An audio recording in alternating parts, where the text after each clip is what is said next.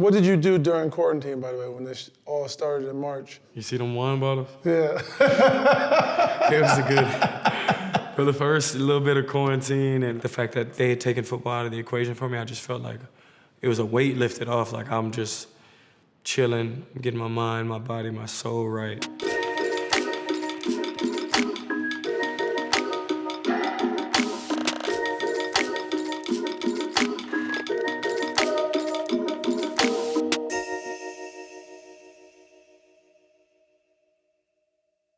What a year it's been though, right?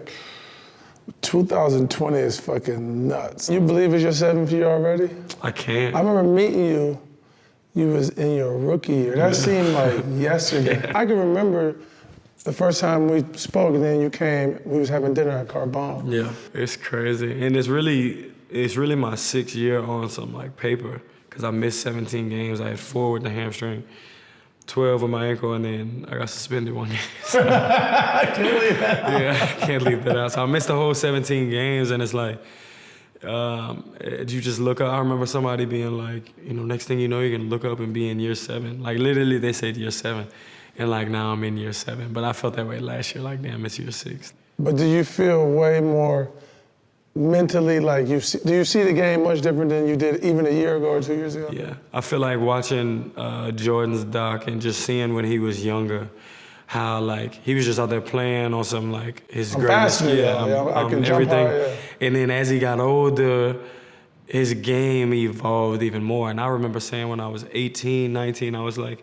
when I get a little older and I may have lost a step in speed, like it may be one of the best things that happened to me, because now everything just slows down. Exactly. And I could just be more efficient instead of just playing off of talent. But like, as I get older, I'ma still feel young, like to dance, have fun. Yeah, he like that, yeah. I'm like a young, old soul, but young spirit. Yeah, you're gonna be young forever. Yeah. Going into this year, do you look at it, did you have expectations different than any other year? Yeah, I remember I don't know how long ago, I was always like 2020 is gonna be my year. Blase. I remember getting this tattoo with barcode. I remember you did that, yeah. And it was saying 2,120, so 2,000 yards, 100 receptions, 20 touchdowns. And it starts and ends with 20 and 20, and it just was like so many connections, and then this year happened and it started off, and it hasn't been that for anybody.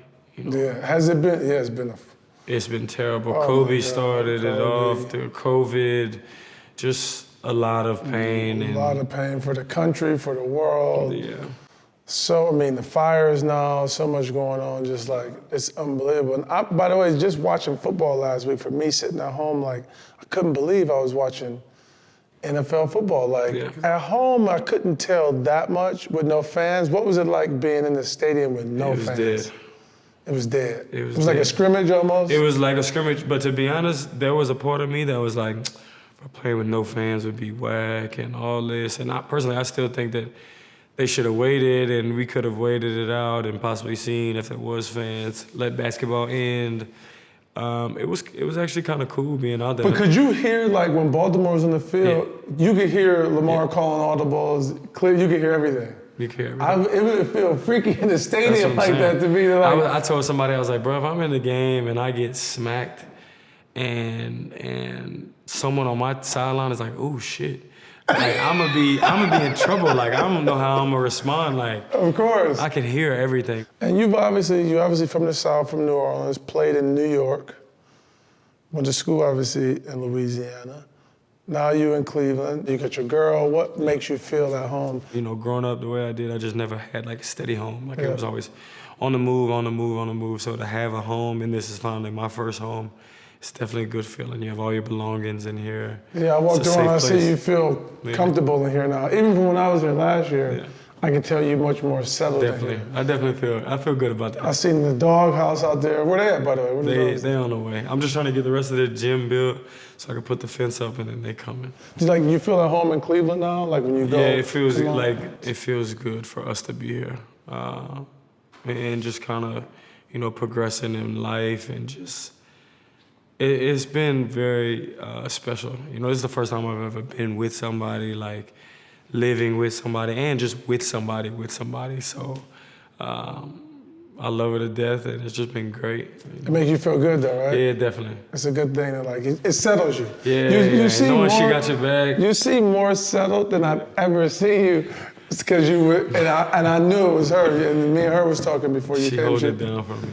She said she was actually happy to be back here in Cleveland, even though Miami is fine, LA is fine, but it be people and you be training and this. She's like, here it's just me and we'll just be chilling. Definitely. But that's gonna help you with your game too. Yeah, just everything's just settled. That's why I say this is probably the first time in my life I've ever been at such a peace. Like I just feel just woosah and everything's cool. And it's like, that's like now I'm ready to kill. I'm in a mind like, if anything I've learned from this year, you know, with Kobe passing, like it was just how he approached and what he did every day. And I feel that building within me and I want it. Is COVID made it a lot tougher to go to work every single day and do your job? Does it take another part of your brain power to like think about all the things dealing with COVID? For me, the biggest thing about sports is how I felt early on is like with everything going on in the world, the real stuff going on in the world, COVID, it's like I didn't want sports to be like this Band-Aid when I feel we have a chance and opportunity right now to change our history, our future, everything. Like 2020 is such a year that was terrible and we can end it in such a positive way. Reflection, all these things that can go on, but it's like I don't want it to be missed. And what did you do during quarantine, by the way, when this all started in March? Did you have, I mean, because all of us had a lot of time with ourselves all of a sudden. You see them wine bottles? Yeah. It was good. For the first little bit of quarantine and not knowing what was going on, it was crazy to say this in the weirdest way. It was the first time I had ever felt at such a peaceful place. Like remember when I talked to you about like, oh, football and I don't know and da-da, and like the fact that it was like they had taken football out of the equation for me. I just felt like it was a weight lifted off. Like I'm just chilling, getting my mind, my body, my soul right.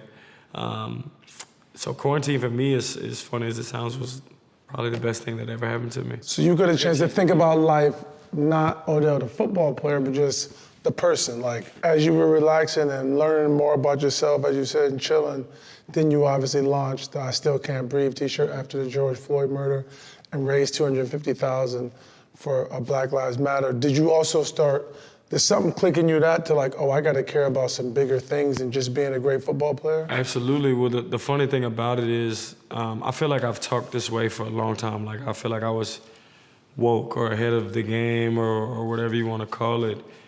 And just, I always knew that football was a platform, but it never was like gonna define me. Like I knew that life there's more important things that are going on, and this kind of really allowed me to see that. You and I both, were part of the group that launched More Than a Vote, which is all about fighting the same thing that we've been fighting since Black people arrived in this country. And once we got the right to vote, then having our right to vote stop being suppressed by all different type of tactics. And now these days, there's fucking fake messages on Facebook, they have robocalls, and really targeted at Black people in certain communities to stop them from voting. And obviously you joined up. What was your mindset of like, why did that feel important for you to do? I've never voted. I'll be honest with you. I've always been the person who's like, yeah, my one vote ain't about to change the world. Like me even putting this energy into it to not have the outcome be the way that I would want it is gonna like lead me to heartbreak and feel those things. So I was like, I'm not gonna put that energy. But now seeing how important it is, my biggest message is going to be to vote, to be that if all of you feel a way about something, that your vote will actually matter and it won't ever, the only way out of it is to vote, so. Yeah, and I think it's good to hear, for people to hear a person like you admit that, like, I never voted, but now I feel the importance. Even stuff with like the new CBA, like this is the first time I feel like I voted on anything and like I had a say in it and it didn't go my way and there was people who didn't vote and you could see that you lost by 60 votes maybe or whatever it was and there was 350 people who didn't vote. Yeah. Then I was pissed, like, but you should have voted. Exactly, you should have voted for sure. And now, obviously we talked about you being in year 7 and because you are you, shit comes out in the media all the time. I actually literally. Literally shit goes out in the media.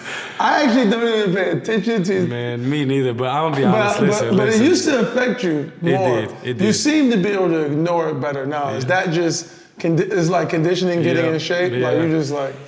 For me, when I was younger, like I'm a very like I feel like I'm a caring person in a sense. So like I wouldn't want anyone to dislike me, especially if it's something that's not me. So I feel like I was always trying to come to my own defense. And when I just realized it was a lose situation. You speak on something. Me and you talked about this several times. All the time, I feel like I talk about this, and it's just like it got to the point where, what am I gonna say? Like it's not gonna matter. If I don't say something, then it means it's true because I didn't defend myself. If I defend myself, then I'm probably trying to hide the truth. If I say something about being you like, make it bigger. yeah, then it's like what does it really matter? So I'm gonna be honest. Out of every rumor, situation, all the bullshit I've dealt with in my career, this was the funniest shit. You must have laughed. Were you laughing at? My boy sent it to me, Who sent this? Ben sent it to me, and I seen it. It was like 7 a.m. when I was going to take my test, and I watched it, and I called him back in tears, crying. Like I have never, ever in my life heard this one. I couldn't even believe it. I was on the field, and they were like, "Oh, man, don't tell me it's true, man. Don't tell me I like to get shitted on." Like, I'm like, dog, I've never heard this in my life. Out of all the rumors, I never could have imagined this is like even real. So when you think about, like, as you said, you learn to distract and ignore all the stuff that comes out about you, and forget all the like off the field, the shit, literally the shit, but more so like analysts, just football analysts. Forget all like football analysts. They go like, "Oh, Odell's this," or "He's not doing that." Yeah, they speak on me. Speak on you. Now, do you obviously you're not in. That's their business. That's their job to commentate and talk about and analyze the game. But you're competitive as hell. You're ambitious as hell. Do you want to show them and get back at them in some kind of way? Like, that's not, y'all missing it. That's not who I am. This is who I am, and go back at them. I think that's something that I definitely struggle with, finding a way to combat analysts or the ones who get up on TV and who have a big platform to go and talk and say whatever and speak opinionated information as if it's factual. Yes, I do want to get back at them. Yes, I do wish I knew the way, and I know one way is just straight winning. And even then, I feel like they're gonna have something to say and a problem, but like once you win, like there's not really anything you can say. I'm not gonna sit here and try and prove to you who I am. Like I am who I am. I'm a good person. I'm a good dude. I'm not whatever else is going on. If you're gonna judge me off of all of this that's going on, you're always gonna be kind of looking like this. Like if you want to see me for who I am, like you can look me in my eyes and you'll be like, I had somebody, the tight end, he was like, "Well, you're not at all what I expected." The tight end just came to this team, Hooper. Hooper, yeah. He's like, "You're not at all of what I expected." He's like, "You're just a good Did he dude." say what he expected, or you just He's assumed? just the word, what the world, he's like, what the world had made you to be. And I hear that all the time, and it's like, again, I know I'm not perfect, but some of this stuff that's said, I just let it, go ahead, bro. You thought about how long you want to play? You ever think about that? I'm trying to play to these knees. It's just, I'm trying to play till I got to be like Brian with the ice on the bench and the thing on the back, and he's sitting up The like. special chair on the bench. I need it. You see, Brian, I think Yes. he get like a chair, a special chair on the bench. I'm really trying to, because I gave up everything else in my life for this. So it's like, I'm just gonna push it. Keep going to I'm just gonna push it. And right now, if I could take this body into next offseason and train, I'm ready. You love you always talking about training. I saw you building a big ass gym in the back. I love it. Right here at your We house. got a love-hate relationship because it's, What, training? yeah, but I love it. You love training. Yeah, I love sometimes in my career, the way that some of the games have went, I love practices more than the games. Really? Yeah, because like I'm just out there working and then you're getting rewarded for the work. And I remember, times in New York, like I just didn't feel rewarded for the work. practice. To go out there and leave a game with, 4 targets and 3 catches, like it just didn't.